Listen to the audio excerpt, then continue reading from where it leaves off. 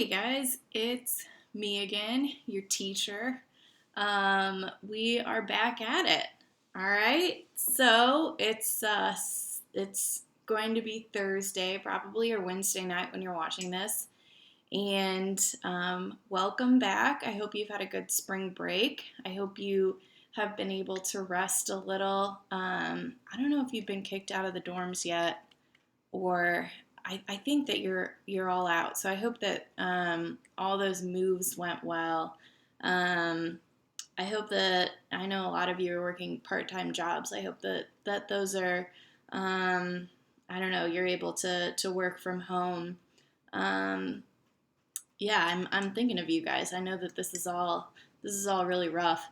Um, but hopefully we can take the next half hour or so, this video will only be like 15 minutes, and think about other things besides what's going on with the world.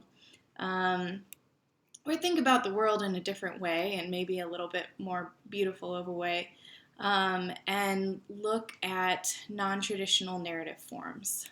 All right, so I'm going to talk about the Egan story a little bit. I'm going to talk to you about the questions I'll have you answer. And yeah, I'll just kind of set you up to go through next week, okay? So just before we get started today, your second craft reflections are due tonight or Thursday night, okay? Thursday, what's today? March 24th. So it would be Thursday, March 26th by 11:59 p.m. All right, so make sure you get those in. Let me know if you have any questions. The assignment sheet is linked on the syllabus. Okay, so let's get started. I have like a little PowerPoint so you don't have to look at my face super huge for like 15 minutes again. Okay, so non-traditional narrative forms. I'm not sure if my face is going to disappear if I press present, but let's see. Oh, hey, look at that. Okay, so if I can make my face a little bit smaller.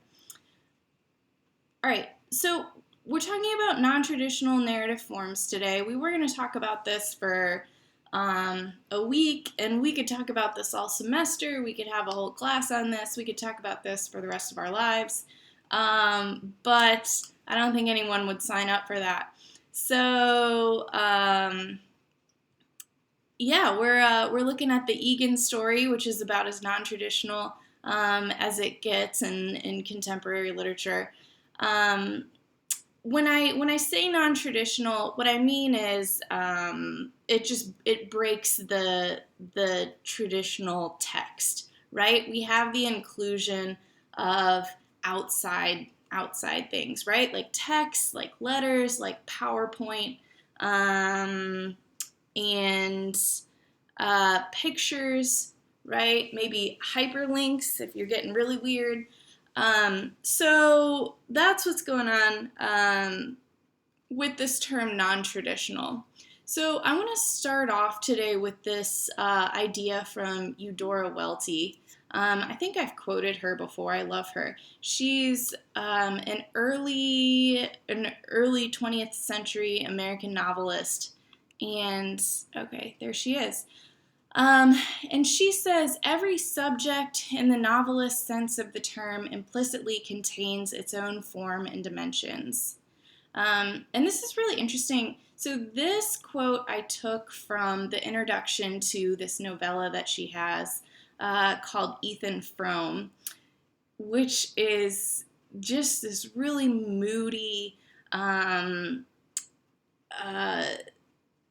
horror story of this this man and his wife, and they live, kind of like isolated in the early 1900s up in New England, and it's snowing and really cold, and the wife's the wife's cousin like comes to take care of the wife who's habitually ill, and poor Ethan Frome, well, I don't really feel that sorry for him, but he falls in love with the cousin. And it's only the three of them stuck in this house. And if you are really bored at home, self isolating, I'm pretty sure that there is an adaptation of it on Netflix with what's that guy's name? Liam Neeson. Yeah, it's terrible, but it's fantastic. And there's hardly any dialogue. But anyway, it's interesting because she's saying this in the context of the novella that she wrote, and a novella is like a short novel. And she's saying that nobody would really want to stick with her characters longer than they had to in this novella. But I think that this quote really applies to fiction in general. It applies to fiction as a whole, right? She's saying every subject, every character, every psychology contains its own form and dimensions. And I think that's a really interesting assumption to start with, especially as we're talking about non-traditional narrative forms. And I want to illustrate that to you with a couple examples, or illustrate what I mean by that. So, okay, this is a novel published in the late 1960s called The Unfortunates by B.S. Johnson, and this is a really interesting novel.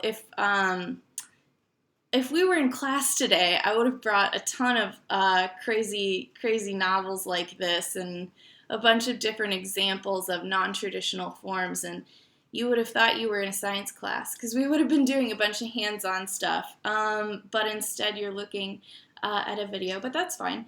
We're all staying safe and healthy. So anyway, this is The Unfortunates by B.S. Johnson. There was a lot of experimentation going on in literature in the late 1960s and 70s. And this is just one of the examples. So this is a novel about this guy who returns to this town, and he's returning to this town he's like a sports reporter, and he's returning to a town where his friend lived, and his friend had cancer and passed away. And so what you're supposed to do, there's directions that come with the novel. You're supposed to open up the novel, the box, which I'm pointing to it, but you can't see. Here, point with my mouse. Here's the box that the sections come in. There's like 27 sections, and you just shuffle them up. Okay, so they're all like little pamphlets, and they're all separate memories that this guy has had with his friend who's passed away, sort of interspersed with present moments of the guy being in the town and having his memory jogged by different things. And so because you're shuffling them up, no reader, right, has the same experience as another reader with this novel. Okay? So what's interesting about this, I guess, other than the fact that it's like a deck of cards, is that Johnson didn't just do this for no reason.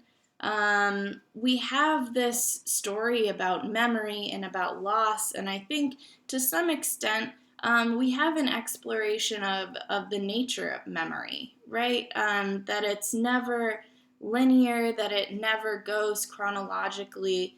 And with the shuffling of these sections, we have just sort of a representation of the jumbled nature of ideas and memories and how they're jogged by the present moment. And so as you're reading in this nonlinear fashion, you have sort of a replication or representation of this guy's mind. And so it's almost like a mind in a box. So it's this form, right, or this subject of memory and loss, which contains its own form of these split up pamphlets. Okay, going back to Welty's words. Let's look at one more example before we turn to Egan.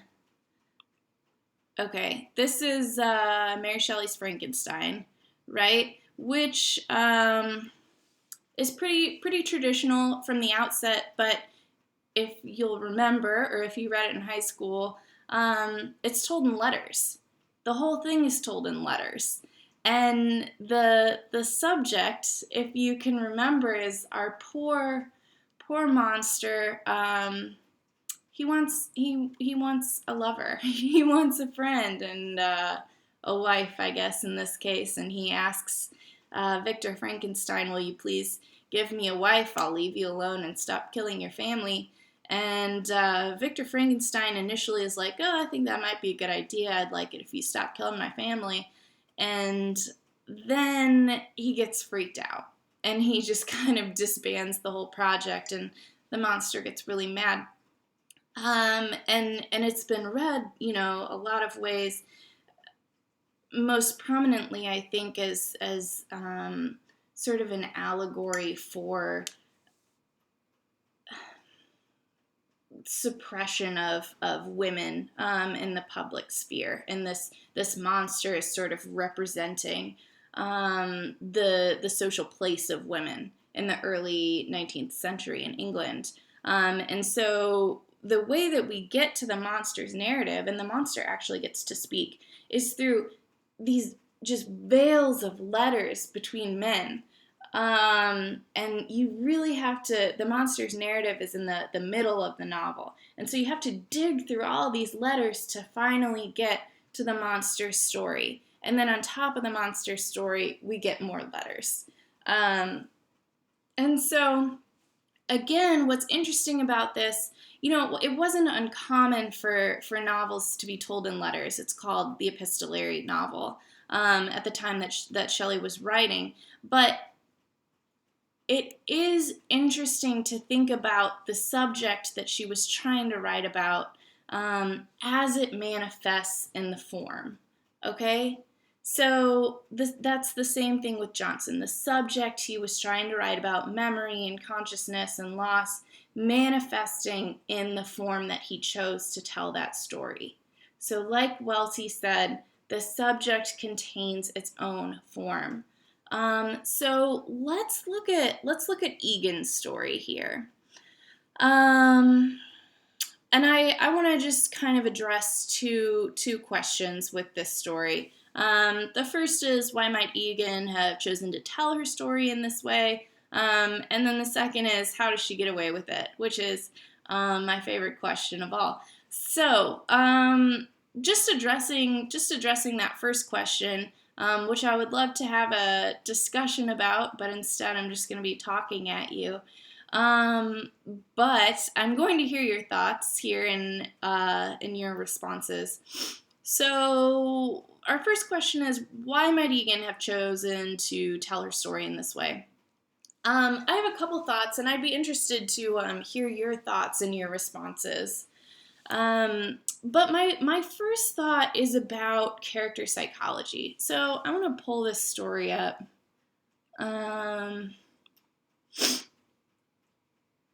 Okay. Great rock and roll pauses. Okay, so if we were in class, I would ask you, what's Allie like? What's the narrator like? It's told in first person, even though it's a weird first person.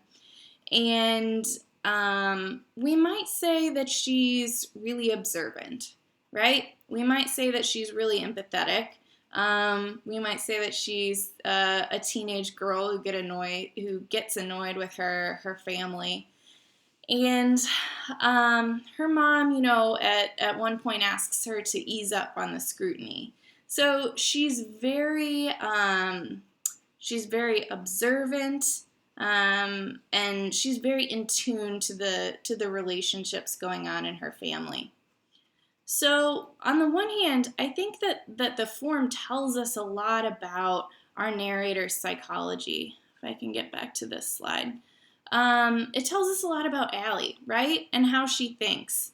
Because we have that moment, if I can find it, where the mom asks Allie why she's writing in this slide journal.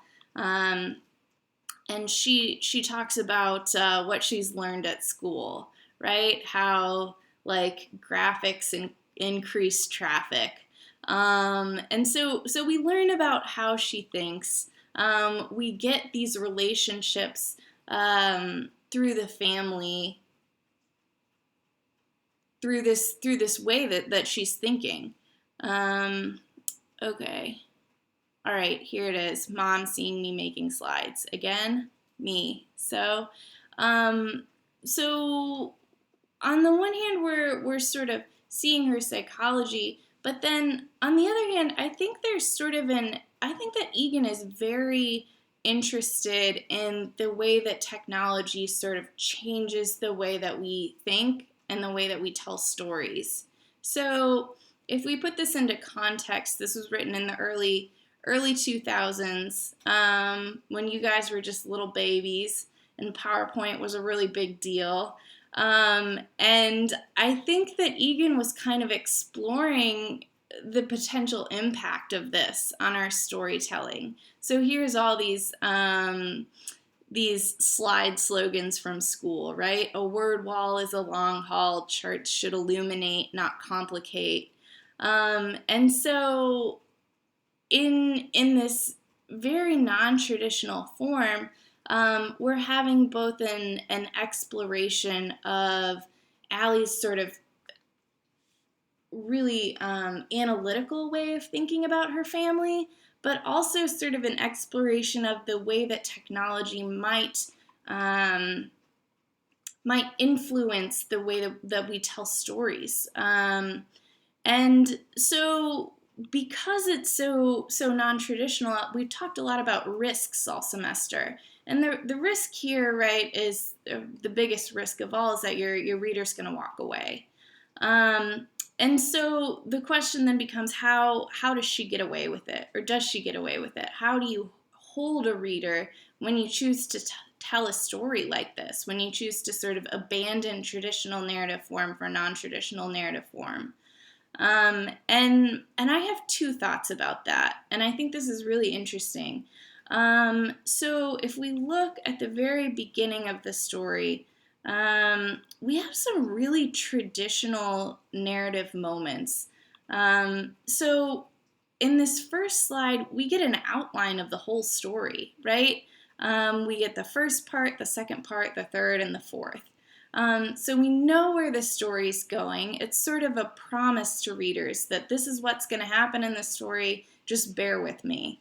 And that this narrator knows what she's doing. And then we have this sort of expository slide, right? She's telling us about her family. She's telling people how old she is, which is only important for herself and her brother. But we have these moments of exposition to sort of tie us to these characters in ways that we might not necessarily get in a straightforward way with stories that just stick to text. I think maybe one of our most notable examples, even though it was told in diary form, was George Saunders' Simplica Girl Diaries. Right? We had very little exposition there. We had information about the family, but we had very little exposition about what we needed to know. And here we're just getting the exposition in a really straightforward manner. We're getting the outline of the story in a really straightforward manner. And another thing we're getting in this story, my disc is almost full. Another thing we're getting in this story is a really traditional narrative arc. So by the end, we have this resolution of the tension, right? The tension that was okay. See, this is the problem with making videos. All right, so we have this sort of resolution of the tension introduced in the beginning of the story.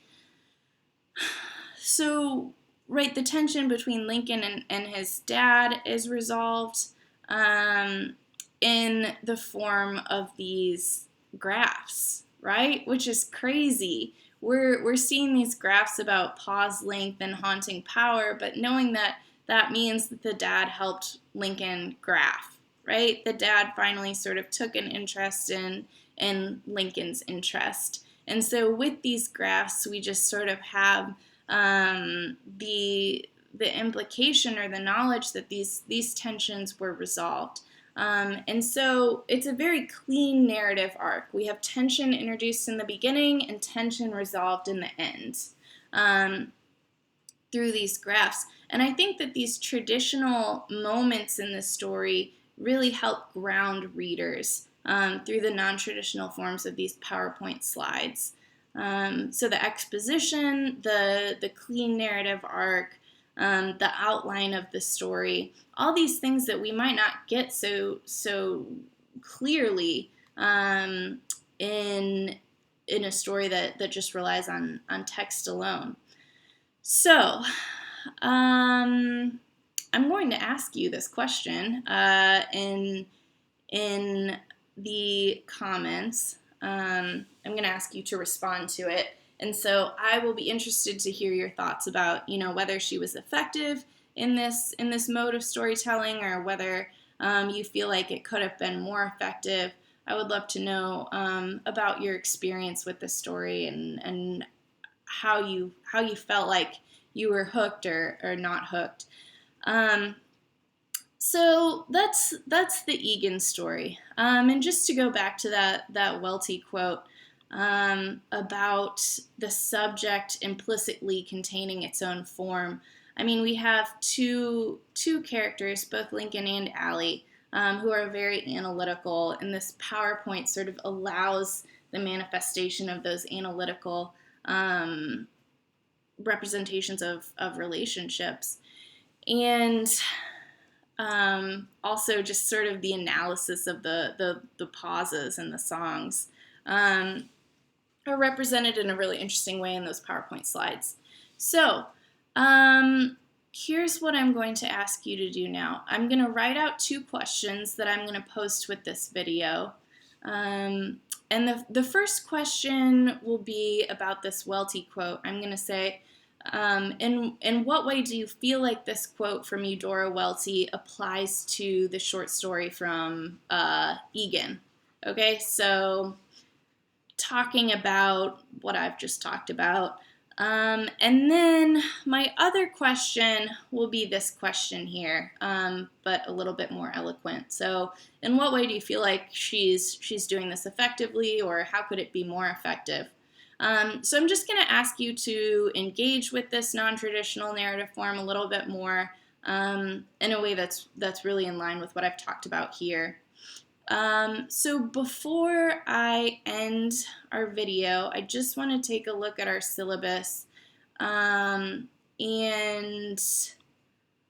I just want to take a look at our syllabus and kind of keep us on track until next week. So this will be us today. So you're turning in your craft reflection tonight by 11:59 p.m. And then you're turning in your little response on the Egan story to the questions that I'll post with this video by 11:59 p.m. So you should be turning in 2 things Thursday, March 26th by 11:59 p.m. All right. This weekend, you're going to read a story from Sydney. She's posting it in Google Classroom, and then you're going to read a story by Octavia Butler. This is probably poor timing on this story. I don't know. It'll be interesting. So we're having this really short unit on non-traditional narrative forms, and then we're moving into our final unit next week, which is on modes. Okay, so we're talking about speculative fiction with this Octavia Butler story, and then we're gonna talk about horror on Thursday and how that works. So that's what you're doing over the weekend. You're reading and writing a critique for Sydney, which you're gonna turn in by 11:59 on Tuesday, March 31st, and then you're gonna write a response to the Butler video that I'll post before 8 p.m. On Monday, March 30th. Okay? So that's what you're doing over the weekend. That's what you're doing for our class today. And if you have any questions, email me. I am doing my best to be really responsive to all of your very valid concerns. And until then, I hope you guys enjoyed this Egan story, which was pretty wild. It's from this novel that won the Pulitzer. Hold on, my dad's getting home. Hey, I'm making a video.